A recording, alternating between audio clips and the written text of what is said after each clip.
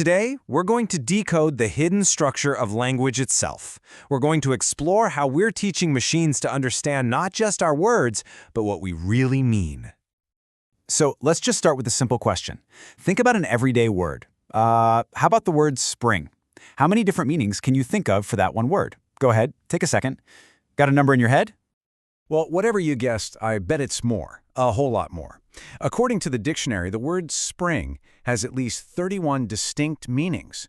It can be a season, a metal coil, a source of water, or a verb, like to jump up. It's kind of crazy, and that's just one word. Now, for you and me, telling the difference between all those meanings is usually pretty easy, right? It's all about context. But for a computer, that ambiguity is a massive, massive puzzle. This whole problem actually has a name. It's called lexical ambiguity, and it is one of the biggest hurdles in what's called natural language processing. I mean, how do you get a machine to read a sentence and figure out if we're talking about the weather or a bouncy mattress? The answer, as it turns out, is that we have to teach them to read, but with a little bit of help. We have to give them a guide, a way to see all the context that we just see so naturally. And that guide is called Corpus Annotation. It's basically the process of adding all this extra linguistic info to huge collections of text. Those are called corpora.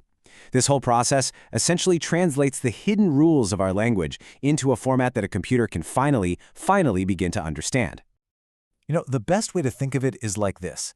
We're basically plastering the text with digital sticky notes, and each little note explains something about a word or a phrase, its grammar, its meaning, how it connects to other words. We're giving the computer the ultimate cheat sheet it needs to understand human language. So, how does this actually work? Well, it's not like a single data dump. It's a really careful process of adding layers of meaning, with each one building on the one before it. A great way to picture this is like peeling an onion.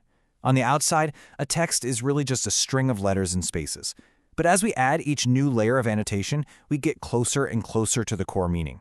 So let's peel back the first couple of layers together. Okay, the very first layer is something called part-of-speech tagging, or POS tagging for short.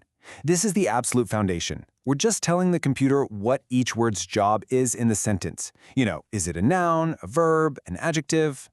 So here, for example, words like origin and state get tagged with NN. That just stands for noun. And with this one simple step, the computer now has a grammatical blueprint of the sentence. Now, it doesn't know what the words mean yet, but it totally gets their function. The next layer, though, this is where it gets really cool. It's called semantic tagging. So if POS tagging was all about grammar, semantic tagging is all about meaning. We start sorting words into conceptual categories, what linguists call semantic fields. So look at this example. The word year gets a code that basically means time. The word warmest gets a code for temperature. And just like that, boom, the computer now understands the sentences about time and temperature. It's starting to grasp actual concepts, not just grammar rules. Okay, this is all pretty neat tech, but so what? Why does this actually matter? What can we do with it? Well, the applications are, honestly, staggering. We can analyze political speeches to find hidden themes. We can improve online child protection. We can even do things like detect the specific language patterns of psychopaths or predict real-world events just from social media chatter. It's totally changing fields like market research and translation. Let's take a concrete example. By tagging millions of words from a political party's manifesto, we can instantly create a visual like this one. This word cloud immediately shows you the key themes. Words like fair, local, spending, schools, they just jump right out. This kind of massive analysis was basically impossible before annotation. And you might be thinking, okay, but how accurate can this stuff really be? Well, get ready for this number. This isn't just guesswork. The automated tools we use for this are getting incredibly precise, hitting over 91% accuracy. And that level of reliability means this isn't some academic fantasy. We can apply these techniques to enormous datasets and actually trust the results, which makes this kind of powerful analysis both scalable and dependable. So let's zoom out. Where does all of this lead? What's the big picture for us and for the future of how we interact with all this technology? The pioneering linguist Jeffrey Leach really hit the nail on the head. He called annotation a crucial contribution because it enriches our texts, turning them into these incredibly deep sources of information for future research and, well, for future breakthroughs. So here's the ultimate takeaway. Every time we annotate a text, we're adding layers of human understanding to raw data.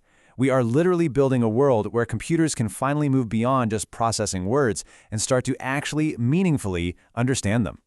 Which of course leaves us with one last, fascinating question to chew on. As these systems get better and better at understanding not just our words, but our intent, our emotions, our ideas, how is that going to fundamentally change the way we all live and work?